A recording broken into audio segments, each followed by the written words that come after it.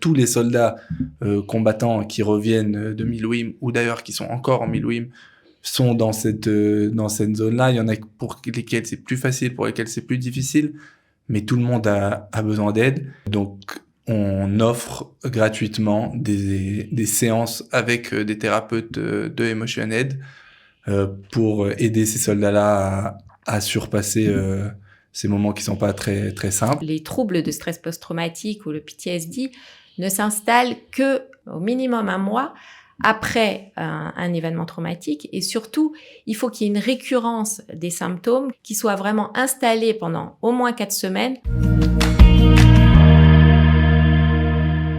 Et nous avons tout de suite le plaisir d'accueillir Laurence Tolu, qui est directrice pédagogique du département francophone de Emotion Aid. On va tout de suite expliquer de quoi il s'agit. Et Ariel Tolu, son fils, donc, qui est responsable au CNEF. Il est RACAS, comme on dit au CNEF, sur tout le territoire, voilà, pour les étudiants francophones. Bonjour à tous les deux, bienvenue. Bonjour Cathy. Bonjour. Alors, on est ravis de vous accueillir parce que vous avez décidé ensemble de créer un projet. Alors, je vais d'abord donner la parole à Ariel. Comment as-tu démarré voilà, ce projet-là dont tu vas nous parler? Comment ça a germé dans ton esprit? En fait, moi, j'ai été libéré d'Émile Louis il y a à peu près un mois et demi. Et je me suis rendu compte, en fait... Tu es à Gaza? Exactement. Ok. Donc, on s'est rendu compte, moi et mes copains, que le retour à la vie normale après avoir été à Gaza n'est pas si simple. Et ça veut dire quoi? Psychologiquement, pratiquement tout est compliqué? Au début, tout est compliqué. Ça veut dire... c'est très compliqué à expliquer à quelqu'un qui n'y était pas, mais je veux dire, la première fois qu'on sort de Gaza, rien que de voir des bâtiments où il y a des fenêtres et les fenêtres ne sont pas cassées, c'est quelque chose de spécial. Ça veut dire, c'est comme si on arrivait sur une autre planète et qu'on revenait à notre vie normale. Et du coup, tout prend un peu de temps et pas très facile à revenir. Et il y en a que c'est plus dur pour eux, il y en a que c'est moins dur pour eux, mais pour tout le monde, ça prend vraiment pas mal de temps de réussir à revenir à la vie normale. Et donc on s'est dit que on avait besoin de venir et de proposer une aide spécifique pour les soldats. Spécifiquement pour les soldats. Et dans mon tafkid au CNEF, on s'est dit qu'on peut aider en tout cas les soldats francophones qui reviennent de Milouim. Oui, parce qu'il y a beaucoup, on se rend pas compte, mais souvent les étudiants qui commencent ont 23, 24, 25 ans et ont été soldats avant d'être étudiants. Exactement, on leur demande de revenir en fait à la fac, de revenir au travail. C'est vrai qu'on a genre à peu près 5 jours de repos après les Milouim où en fait on est payé par l'armée, mais juste après on doit revenir chacun dans ce qu'il avait l'habitude de faire. Et le retour n'est pas si simple comme... C'est pas si évident. Alors moi, j'ai trouvé que c'était un très joli projet, justement, de s'inquiéter des soldats francophones, voilà, qui ont parfois des problèmes de langue, qui préfèrent en tout cas parler de leur trauma, entre guillemets, en français. Alors, Laurent, c'est là que vous entrez en ligne de compte avec ce programme Emotion Aid, dont on a déjà beaucoup parlé sur Qualita. Alors, contrairement à ce qu'on pense, Emotion Aid, c'est pas forcément pour, on va dire, sortir d'un état de sidération, ça peut aussi traiter des choses plus en profondeur. Oui, absolument. C'est-à-dire que à la fois Emotion Aid, c'est du premier secours, c'est vrai, mais pas seulement. C'est-à-dire que les outils d'Emotion Aid qui ont la spécificité de pouvoir être utilisés par chacun, c'est-à-dire qu'on les enseigne pour le grand public, vont permettre à chacun de pouvoir se réguler et revenir à l'équilibre. Donc, dans cette période-là, évidemment, particulièrement les soldats, mais aussi le grand public est confronté à un certain nombre de stress et une accumulation de stress, même si c'est pas forcément un seul choc traumatique, mais beaucoup de choses qui sont difficiles à surmonter. Ces outils vont vraiment utiliser quotidiennement. Ils sont très simples et très rapides. Et ils vont permettre justement de faire revenir notre système nerveux autonome à l'équilibre et de pouvoir affronter, si on le fait quotidiennement, une nouvelle journée forcément un petit peu difficile qu'on a devant nous. En combien de temps s'installe un stress post-traumatique? Alors, ça c'est très important et c'est justement, ça fait partie des choses qu'on explique justement à nos soldats parce qu'on parle beaucoup justement du PTSD et que tout le monde a très peur d'attraper en fait le post-trauma comme on peut attraper une grippe ou autre maladie. En fait, ce qu'il faut savoir, et c'est vraiment très important, c'est que le stress les troubles de stress post-traumatique ou le PTSD ne s'installent que un mois, c'est quand même beaucoup, au minimum un mois, après un événement traumatique. Et surtout, il faut qu'il y ait une récurrence des symptômes qui soit vraiment, et un certain nombre de symptômes qui soient vraiment installés pendant au moins 4 semaines pour qu'on puisse parler de post-trauma.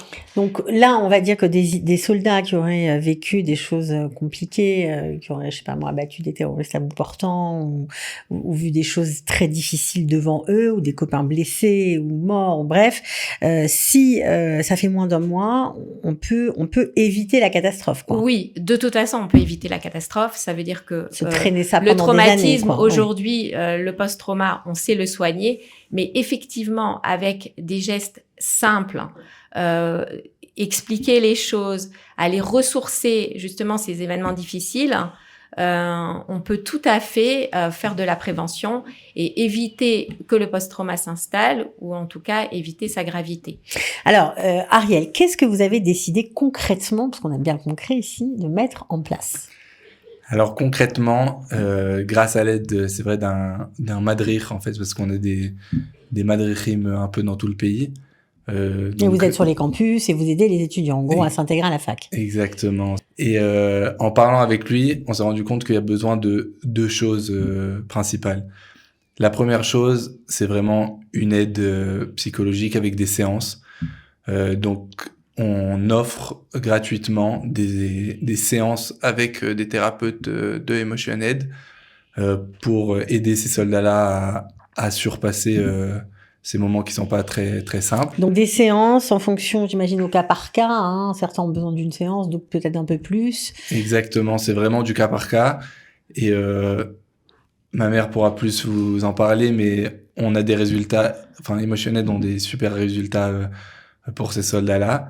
Donc ça, c'est le premier point. Ouais. Et le deuxième point, c'est que on s'est rendu compte qu'en fait, les soldats, ils se sentent vraiment bien quand ils sont entre eux. Ensemble, oui. Pourquoi ? Parce que les gens, en règle générale, c'est vrai, vous voyez beaucoup les infos, vous entendez beaucoup ce qui se passe, mais on sait pas ce qui s'est passé vraiment. Exactement. Ça veut dire, tant qu'on l'a pas vécu, on a du mal à se sentir vraiment ensemble. Donc c'est pour ça qu'on a besoin d'être les soldats ensemble. Donc c'est pour ça qu'on fait une journée en fait où tous les soldats francophones viennent. On fait un tioul dans la nature où tout le monde se rassemble.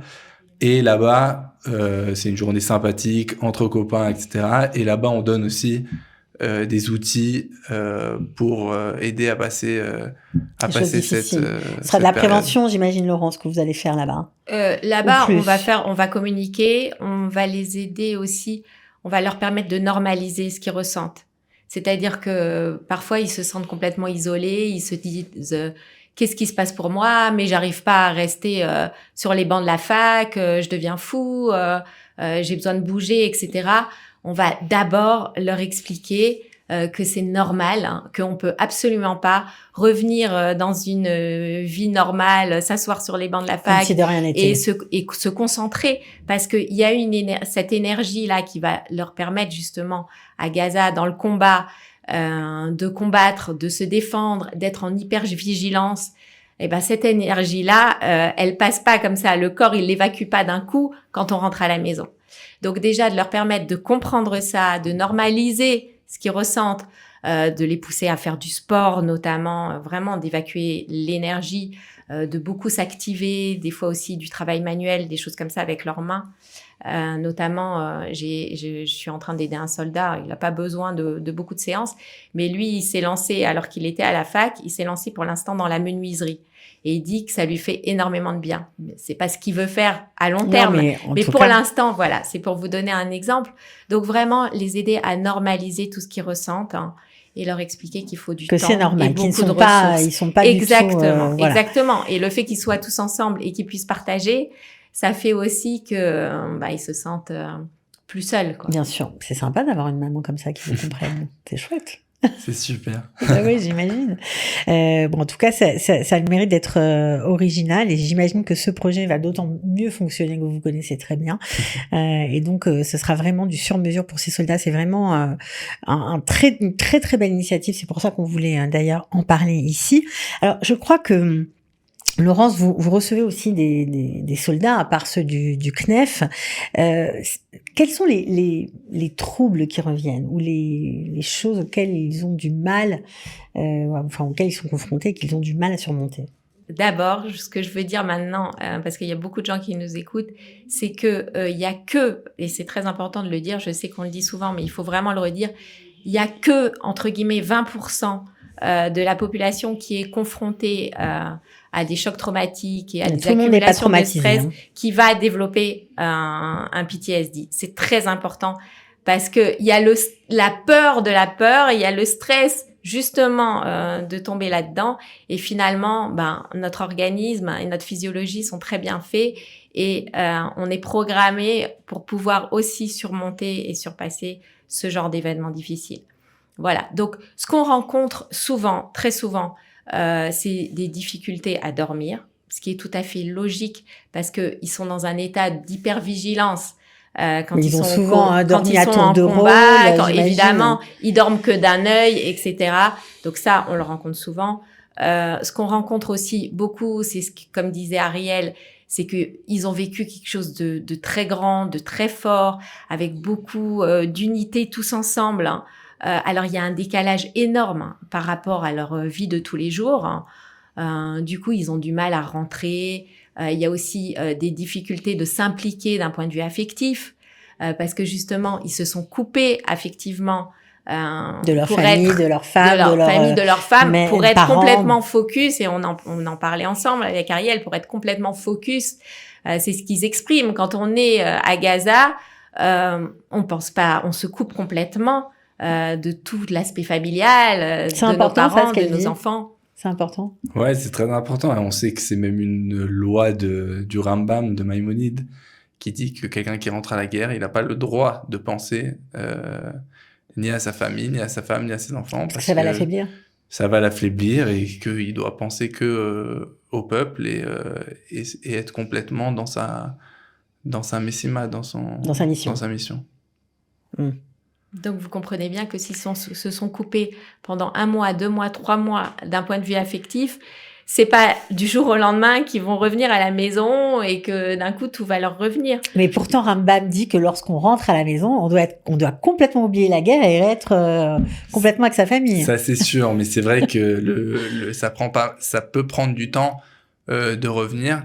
Et je tiens à dire que d'ailleurs cette journée où tous les soldats vont se rassembler, c'est pas que pour, ça veut dire, on peut parler de celui qui est en trauma complet et celui qui juste a un peu du mal à revenir au travail, etc.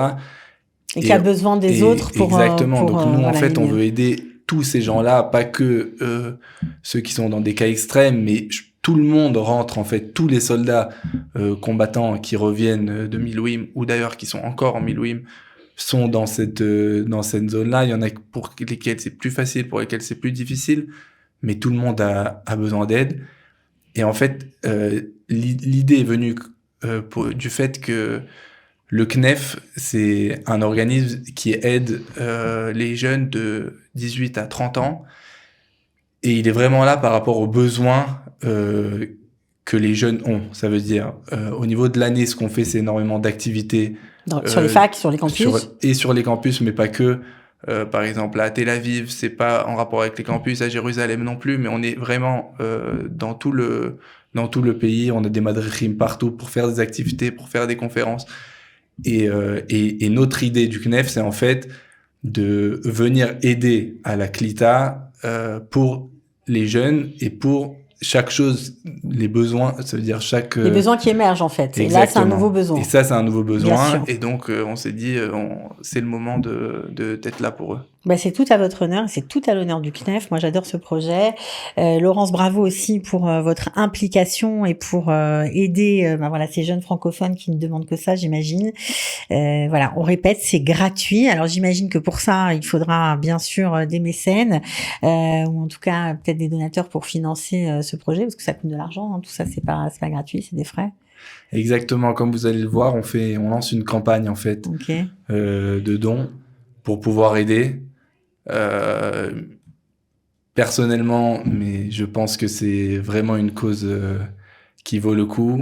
On en connaît des dizaines, voire des centaines de jeunes à qui ça pourra aider. Donc, on espère que voilà, oui, on espère que tous ceux qui nous écouteront au rendez-vous. Il y a beaucoup de causes, il y a beaucoup de choses à aider, mais c'est vrai qu'on faut dire que les soldats sont quand même en pole position dans notre cœur, comme on dit. Voilà.